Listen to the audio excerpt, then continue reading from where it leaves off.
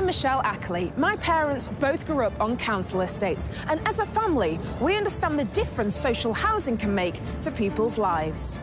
Millions of families across the UK are struggling to find affordable housing. So this is my front room and my bedroom together. Many are living in temporary or overcrowded conditions, desperate for somewhere decent to live. This is our room where we sleep, and this is what we've got at the minute. We can't really call it our home. But some social housing tenants are abusing the system, holding on to properties they no longer need. When somebody applies for housing, you expect them to live in a property, and when they don't, it does start to take the mickey. Or even worse, making a small fortune by illegally subletting them. He was charging beyond £1,500 a month. He exploited this completely to his advantage. So I'm with housing investigators cracking down on tenancy cheats. What a waste.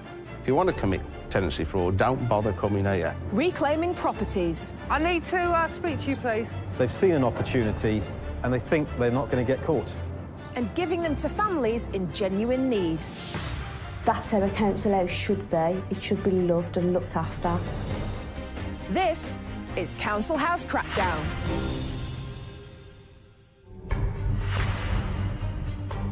Today, a £43,000 fraud as a top earner pleads poverty to Croydon Council. She was paying £700 a month to drive a car. Yeah. Yet had applied for a council house property. Yeah, and claimed benefit. An inside job as a council worker cons colleagues out of a social housing property. I always like to think that I've seen everything, but often that's not the case.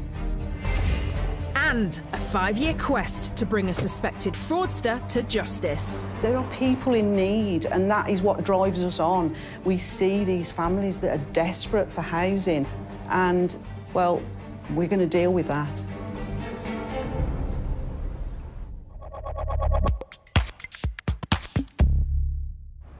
The idea of social housing is that it provides secure and stable accommodation for people on low incomes or with particular needs.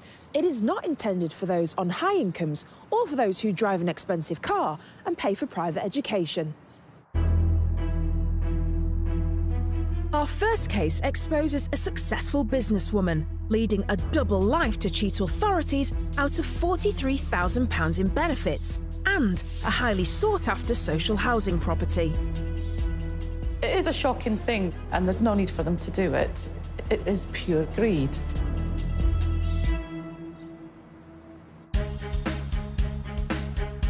Croydon, South London. Population 381,000 and one of the UK's largest commercial districts. As this bustling London borough continues to expand, so too does the demand for social housing. Gail Campbell is a tenancy investigations officer for Croydon Council. When her colleagues in the housing office received an application from 45-year-old Angela Brown, they assumed they were dealing with a claimant in desperate need of help. Angela Brown came to Croydon Council and reported herself to be a homeless single parent with one child. According to Brown, she'd been living with her daughter at a friend's house, but was forced to leave when the friend decided that the house was becoming overcrowded. There are nearly 5,000 households on the social housing waiting list in Croydon, but as a homeless single mother, Angela Brown was given the highest priority. In March 2006, the London Borough of Croydon were able to offer her a place to call her own. That application that she made was successful. She was housed in a council property, her and her daughter, and she would continue as a council tenant and pay rent to the council. Angela Brown settled into a 3-bedroom council property in New Addington, and as far as the authorities were concerned, that was the end of the matter. But in 2008, a phone call to Croydon Council aroused suspicions. There was an anonymous tip-off from somebody that said that we'd housed her into a council property when she already had a property of her own, and that property was habitable. Investigators were alarmed. By now, Angela Brown had been living at the New Addington address for 2 years. They conducted a land registry check against the name of Angela Brown, What they discovered suggested the tip-off was accurate. We were able then to make a check on the land registry and confirm that she did in fact own another property. 2.5 years before being awarded a council property, she'd purchased this flat in Thornton Heath. Angela Brown wasn't a homeless single mother in need of social housing. She was a property owner.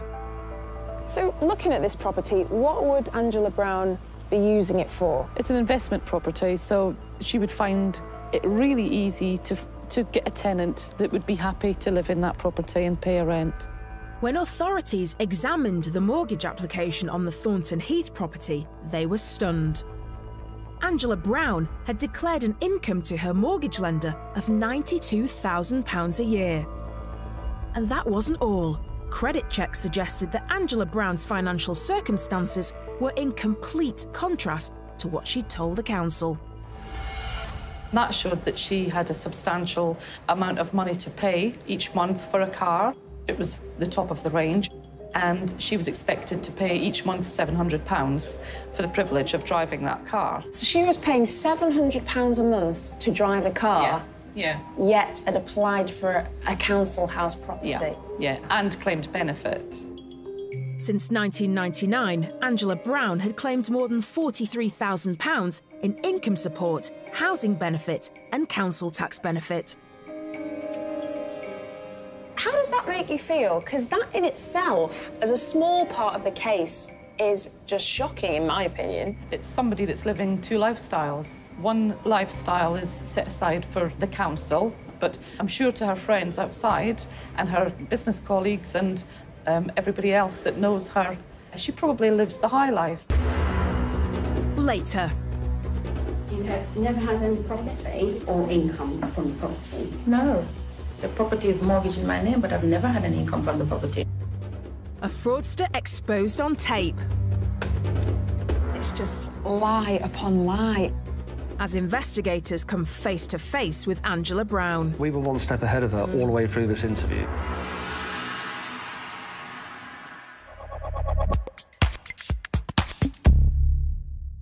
Social housing isn't confined to council estates and tower blocks in urban areas.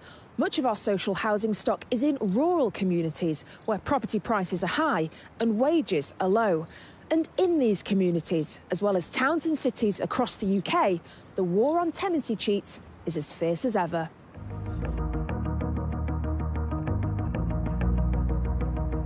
Fraud investigator Annette Troe knows how vital social housing is to the villages across our countryside.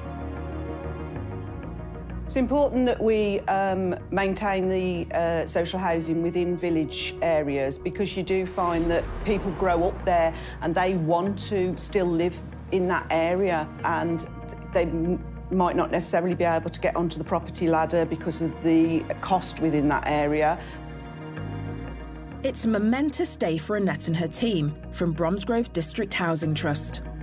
OK, yeah, that's great. If you can meet us there in about half an hour and we can get the locks changed done.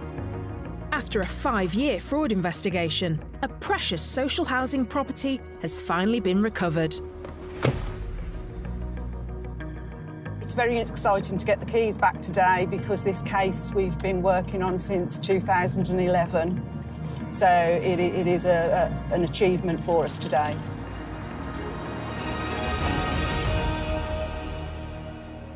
In 2011, this house took centre stage in a housing scam that united a community against a suspected fraudster intent on unlawfully purchasing a social housing property. It's like one of these villages where everybody knows everybody and they will fight for what's right. The case began when residents in the charming Worcestershire village of Belbroughton contacted authorities with concerns about this 3-bedroom property.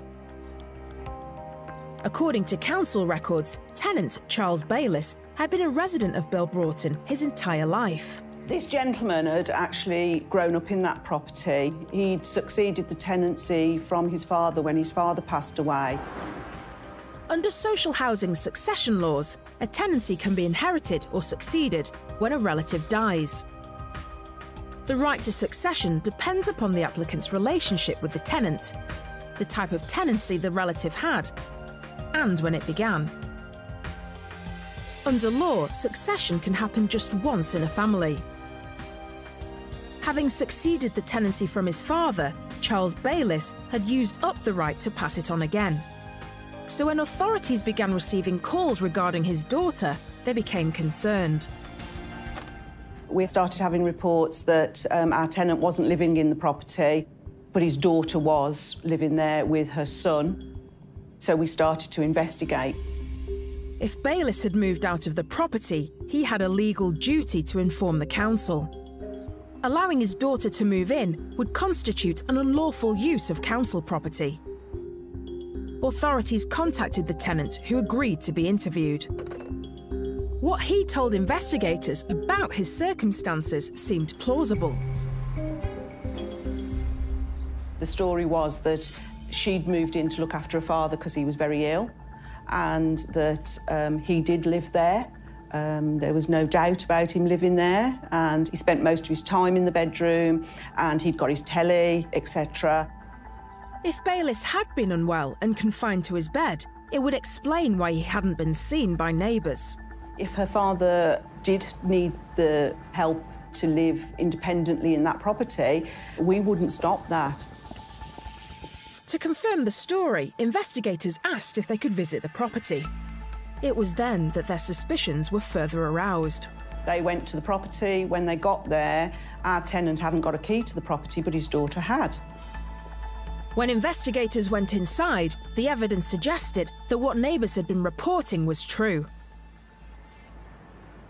It was very evident that he didn't live in the bedroom. There was no bed that was made up. There was no television in there. It wasn't a room that was made up for somebody to live in as he said he was living in. All the signs indicated that the tenant had moved out and his daughter and her family had moved in. It was time for investigators to take action. There are people in need, and that is what drives us on. We see these families that are desperate for housing, and, well, we're going to deal with that. Later. Ultimately, the main aim was to get this property with a massive discount.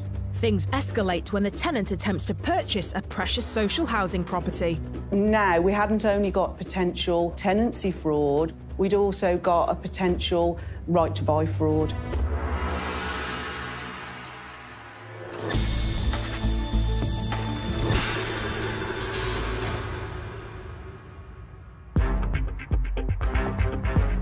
Earlier in Croydon, an anonymous tip-off revealed that 45-year-old Angela Brown had obtained a council flat despite purchasing this property in Thornton Heath 2 years earlier.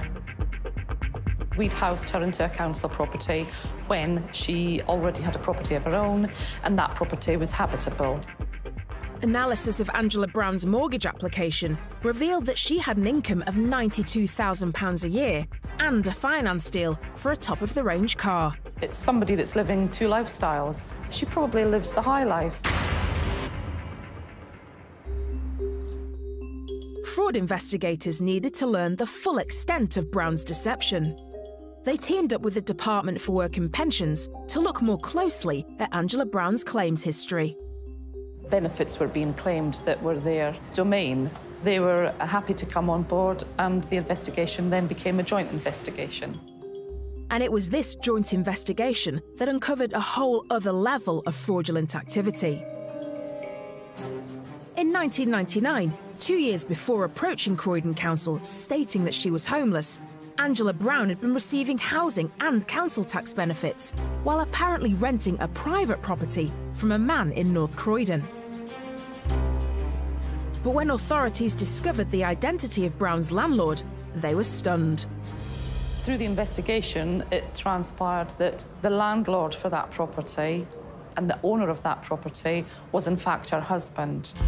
Angela Brown had been claiming benefits to pay bills on a property that she actually shared with her own husband. Over the course of 9 years, Brown fraudulently claimed more than £43,000 in benefits. And not content with that, she decided to take her fraudulent behaviour one step further. presenting herself to authorities as a homeless single mother in order to obtain a council property. What's more, Brown wasn't even living at the property she'd been allocated. She was in fact unlawfully subletting it to someone else while still living with her husband. Subletting is a real issue for you guys. It's one of the worst things you can do with a property that's been given to you. You've been given that property because you need somewhere to live. You've not been given that property to then hand it out to somebody else and make your own income out of it. In addition to receiving unentitled benefits for the house she shared with her husband, Angela Brown also received a regular income for unlawfully subletting her council property. Bank records revealed that the money Brown made went towards not just a top-of-the-range car, but also school fees to provide one of her children with a private education.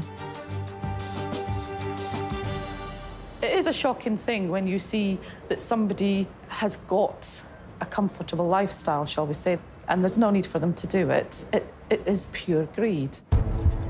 Angela Brown was a successful businesswoman, allegedly earning more than £90,000 a year, while claiming council benefits and social housing she wasn't entitled to. This serial fraudster was living with her husband while owning a second property and subletting social housing obtained by deception. How would you describe Angela Brown? I would say that Angela Brown is a cut above your normal tenancy cheat.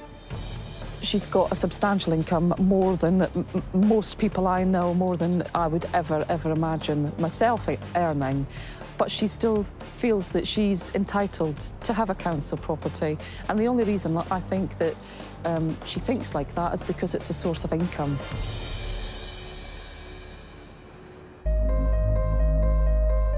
On the 22nd of September 2010, Croydon's head of anti-fraud, David Hogan, invited Angela Brown to Croydon's council offices for an interview under caution. How we see it is, we're giving people a chance to come clean. We're giving them a chance to come honest. It's really their choice as to whether they continue to tell lie upon lie or whether they realise that they have been caught and they're going to actually finally start telling the truth. The audio recording of Angela Brown's interview under caution provides a window into the world of a fraudster. Let me just play a little bit of the actual cassette tape for you, and you can hear her. This interview's being taken forward. If you could state your full name and address, please. Angela Brown. Investigators had done their homework. They had evidence, including land registry documents and a mortgage application, which proved that Angela Brown had purchased a property in 2003. But in her interview, Brown used her son in an effort to distance herself from the purchase. I never had any property. You never had any property or income from the property? No. The property is mortgaged in my name, but I've never had any income from the property. But there is, you do have a mortgage for a property? Yes, but the property is for my son, nothing to do with me. So you own that property? Well, it was a property that was owned by my partner, by the father of my children. He owned the property and he asked for it to be put into my name for the child. It is amazing actually listening to Angela Brown talking there, because she's really trying to come across as if she's done absolutely nothing wrong. I think what strikes me here is she's actually using her children to, if you like, create a defence for her own actions. The interviewer wants to see what Angela Brown is going to say. Is she going to tell the truth, or is she going to tell further lies to compound the ones that she's already started? Yeah. Next, investigators quizzed Brown on her son's private education. Having already contacted the school, they knew that Brown was paying the fees herself. But in the interview, she again had a different story. Is it private? And how are you funding that? His grandmother. How much are the fees? I don't pay the fees. Some arrangements between the grandmother and the dad. So again, straight away, when questioned on the private school, she's come up with an excuse. The grandmother. And she's coming up with a version of events which, on the surface, might appear reasonable had we not already gone further and discovered how the fees were being paid at that school. We were one step ahead of her all the way through this interview. Angela Brown decided to stick to her lies, and Croydon Council decided to prosecute. It would be down to a jury to decide the outcome. So what's going through your mind just before the verdict? We're there on the outside, just wondering, what are these 12 men and women going to think, and are they going to reach the right conclusion? At Croydon Crown Court on November the 7th, 2014, a jury found Angela Brown guilty of 8 charges of dishonestly making a false representation and 1 of obtaining property by deception. Brown was sentenced to 12 months imprisonment.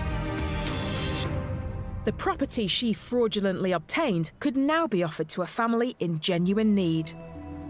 And there was a positive outcome with this case, wasn't there? Yeah, I mean, in many ways, there were positive outcomes, both in the fact that we were able to deal with Angela Brown, but by getting the property back, we're able to put a deserving tenant in there. That property is occupied now by people. It's going to change their lives, and if it, sends them on their way to success, then, we've done incredibly well.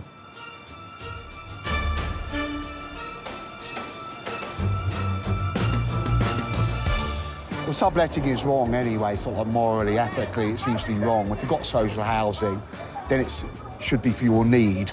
I went from a 2-bedroom flat with 2 children, 1 male, 1 female, and I waited 9 years for that, for my new property, which is a 3-bedroom house. And it's just been such a struggle with these other people who can afford it, but they choose to cheat the system instead. Disgusting. That's stealing, actually. That's absolutely stealing. So I think people like that should be investigated and found out.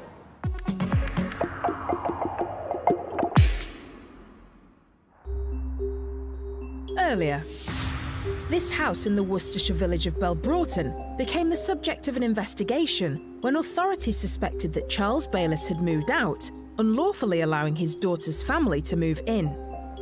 We had started having reports that our tenant wasn't living in the property, but his daughter was.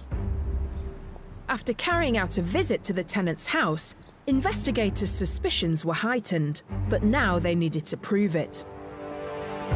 After receiving the initial tip-off from local residents, Bromsgrove District Housing Trust appealed to the community of Belbroughton to help once more. The response was overwhelming. If you grow up in Belbroughton, a lot of people have stayed in Belbroughton, so you find that everybody knows everybody else. It's like one of these villages where they will fight for what's right. Housing officer Susan Franklin is responsible for managing social housing stock in and around the village of Belbroughton. We may only be a small organisation, but we are dealing with it, and it doesn't just happen down in bigger cities. It happens in small little country areas like this one. She asked one of the residents if she'd be willing to make a witness statement that could be used to build a case against their suspect tenant. This elderly lady, when I went to her, she just couldn't believe it, and she was so willing to help. If you've got people that elderly that are willing to do that and know what's right or wrong, then we should be dealing with that straight away.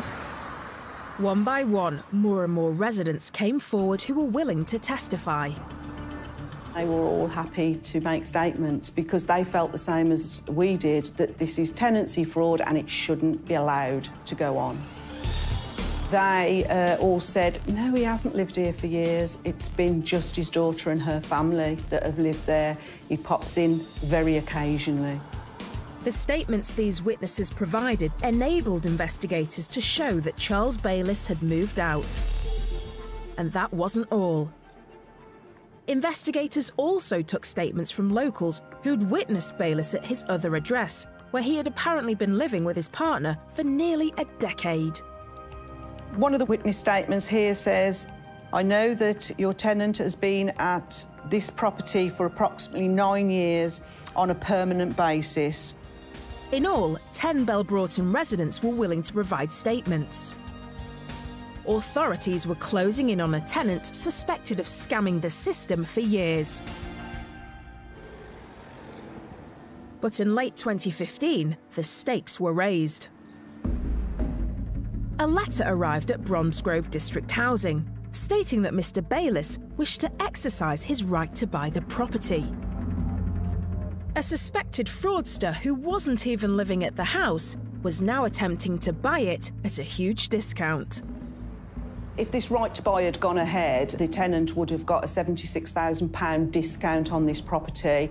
This would have meant that a property with a market value of £210,000 would have cost Charles Bayliss less than £140,000. Investigators needed to act quickly to prevent the property being sold off to someone they suspected was guilty of tenancy fraud. Now, we hadn't only got potential tenancy fraud where he hadn't used the property as his principal home, we'd also got a potential right to buy fraud. Authorities invited Charles Bayliss to their offices, this time for an interview under caution. The tenant still maintained that he was living in the property. He arrived with his daughter and his solicitor, and basically all we got was a pre-written statement, and any questions, we had no comment. So we had no alternative but to take this to court.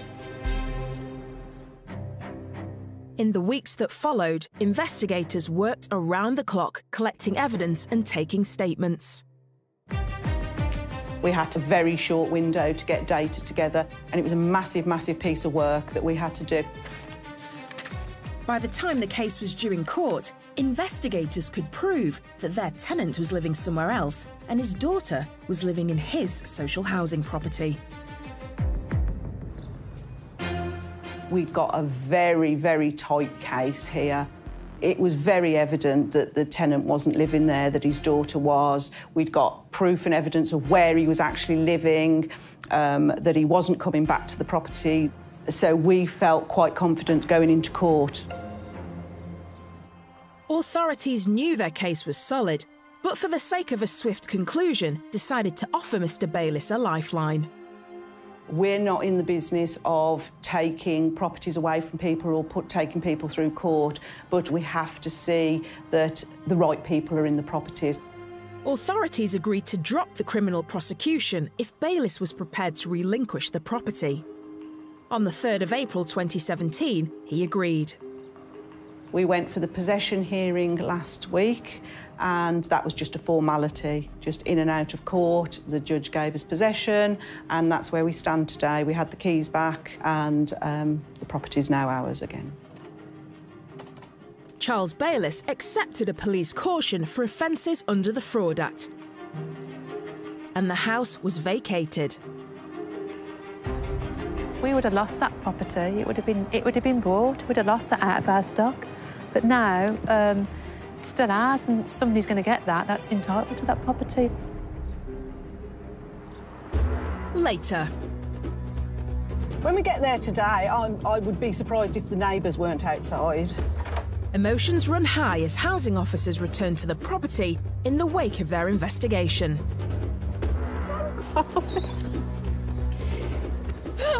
You okay? Yeah, I'm good. Wow.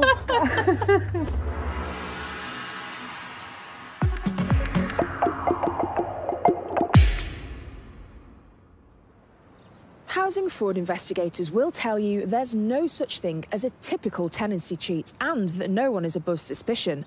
But just occasionally, when the fraudster turns out to be someone on the inside, it can take everyone by surprise.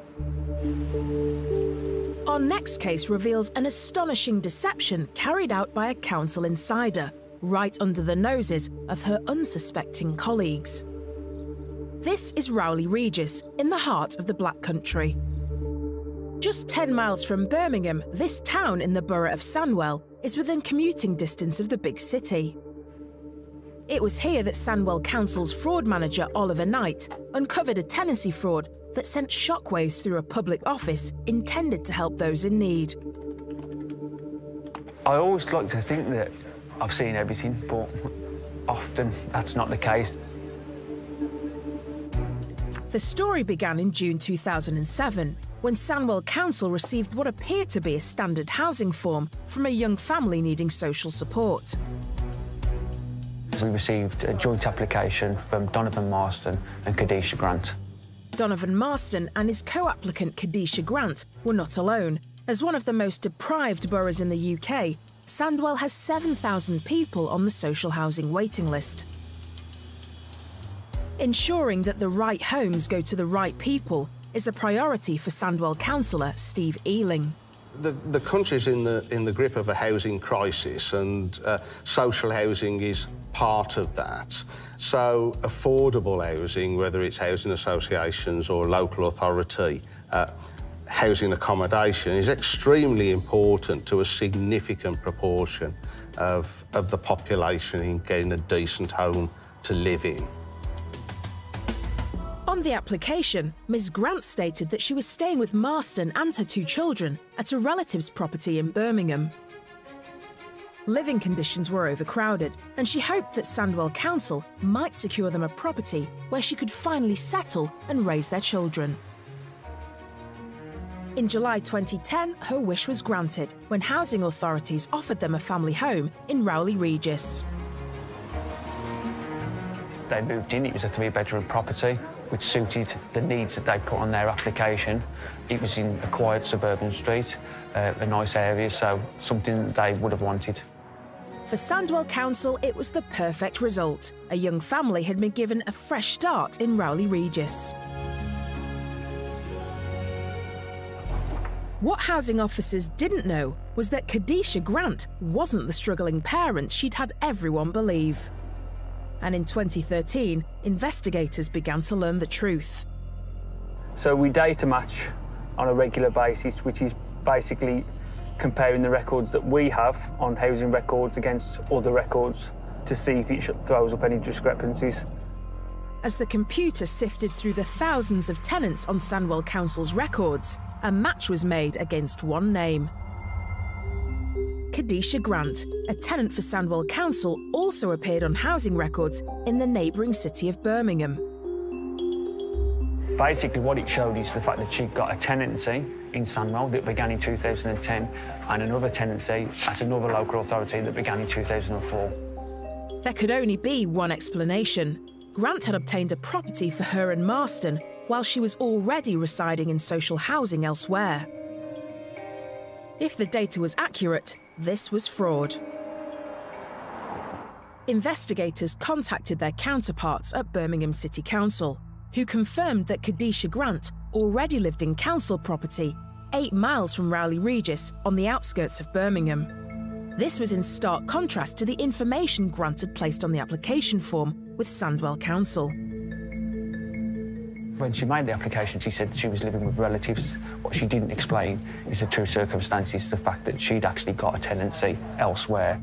So this is the application form that was submitted to the council in 2007. As you can see, Kadisha Grant here on her application, she's ticked the fact that she's living with relatives, when clearly she should have been ticking the fact that she was a council tenant. Under the Prevention of Social Housing Fraud Act of 2013, a false declaration on a tenancy application form constitutes fraud. Investigators decided to take a closer look at their suspects. They didn't have to look too far. Kadisha Grant was employed by a neighbouring local authority in the housing department team. Investigators were stunned. Kadisha Grant was employed as a rents officer for Birmingham City Council. One of the very people responsible for supporting those with social housing needs appeared to be exploiting the system for her own ends. So this is a job summary that we obtained in relation to Kadisha Grant and the job that she was doing at the time. And it outlines here, responsible for the provision of general clerical support to any aspect of the delivery of housing service. Certainly from a housing point of view, if you were looking for someone who would know how to exploit the system, she's the sort of person you'd be looking for information from. To investigators, the evidence was clear. It was time to call in Marston and Grant for questioning. It appeared that they'd supplied false information on the application form itself, so therefore we were able to ask them to attend an interview under caution.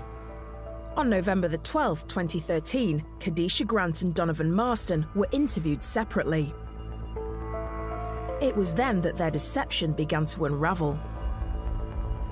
Well, one of the main things that stuck out from the interviews is that between the two of them, they really couldn't get the story straight with regards to their living arrangements. It soon became clear that Khadisha Grant and Donovan Marston were not even in a relationship. Instead, they were friends and co-conspirators in a plan to secure Marston a precious 3-bedroomed council property that he would live in alone. Well, obviously, from our point of view, it goes against everything that we do. You've got officers who are employed by councils up and down the country to help people out, and what she shouldn't be doing is using it for her own advantage, to help herself and her friends out to get council properties when they don't deserve them. When authorities looked back at the pair's application, they uncovered a truly shocking story. After submitting a false application form, these fraudsters weren't prepared to accept just any property from Sandwell Council. Khadisha Grant and Donovan Marston had their hearts set on Rowley Regis. They were quite picky about what they wanted. They were actually offered a property to begin with, which they turned down the offer. They were then offered a second property, and they turned down that offer. And the process that we had in place at the time is that you get 3 offers, so they were given a third and final offer, which is the one they accepted. To already have a council property and then to have the cheek not only to turn down an offer, but turn down 2 offers, just to make sure you got the one that you wanted. Yeah, that one does really amaze me. Khadisha Grant's knowledge of the housing system proved to be her undoing. See, this is something whereby we can say, well, this person knows how to make a housing application and how to exploit the system if they wanted to. And that's what we felt had happened in the case of Khadisha Grant. Sandwell Council pressed charges against Khadisha Grant and Donovan Marston, and on the 16th of December 2014, they were found guilty of fraud. Both defendants were fined £300 and ordered to pay costs of £1,412. From a moral point of view, she knows people, or would have come in contact with people who needed properties. So for her to go and use her knowledge, her inside information, it beggars belief. Khadisha Grant no longer works at Birmingham City Council. As for the property, that could now be offered to a family in genuine need. Well, it just goes to show what some people will try to get away with. It's a success that we've recovered a property, and it means that we've got a property to let to a genuine applicant who is looking forward to being able to live in a decent quality home, and we can all feel good about that. Oliver and his fraud team are confident in the knowledge that anyone playing the system will be caught. Do I think she sleeps well at night? Not in the Sandwell property, I know that.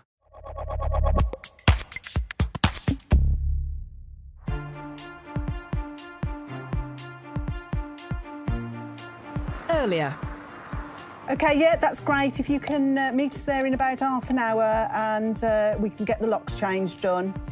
Authorities recovered a highly sought-after 3-bedroom property in Belbroughton, Worcestershire.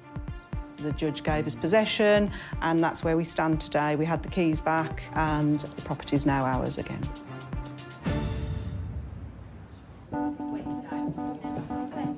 Hi, Wendy. Lovely to meet you. Wendy Jones is an allocations manager for the Bromsgrove District Housing Trust. It's her job to ensure that the property goes to a deserving family. So let's talk a bit more about this property in question. It's in a lovely area, quite sought after. This particular one would be considered to be a jewel almost, because they don't become available very often. Just how does it feel when you are calling somebody up and saying, we are able to give you this property? It's the most wonderful feeling in the world to be able to give somebody some good news that they can now have larger accommodation that will be suitable for their current family needs. It's really changing someone's life at the end of the day, isn't it, getting a property like this? Any property is important to the individual, but if they get a particular property like this that in a sought-after area, then obviously that's incredible for them as a family.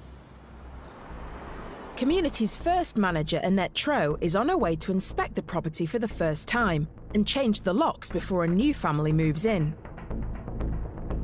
She's keeping her fingers crossed that the previous tenant hasn't left any nasty surprises. We're always surprised at what we find and how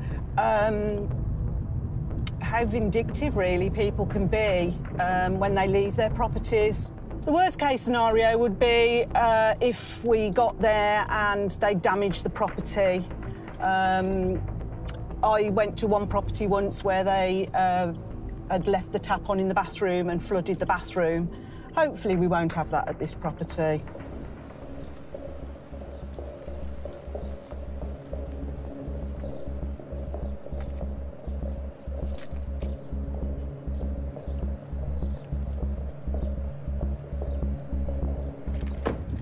You all right, Annette? Are you, Sue? You all right? Yeah. So we've had that. Oh, no. Okay.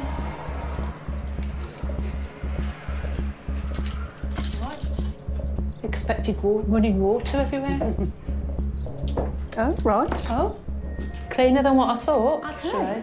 Actually, they've left it tidy than what I thought it would be. Yeah. It's clean. It's been left clean and tidy. Fair play.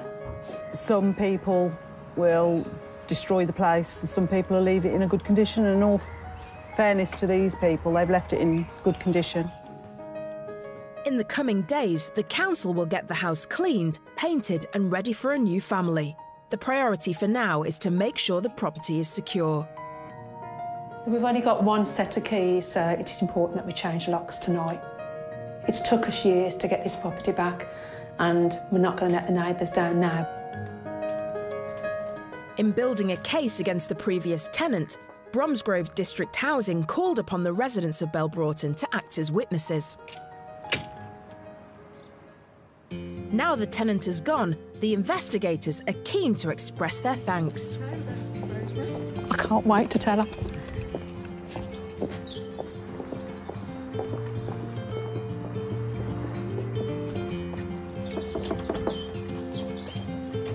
Hello. Hello, you all right? Guess what I've got? What have you got? We've done a lock exchange that he's actually finally gone. Oh my God. Finally gone. You okay? Yeah, I'm good. Wow.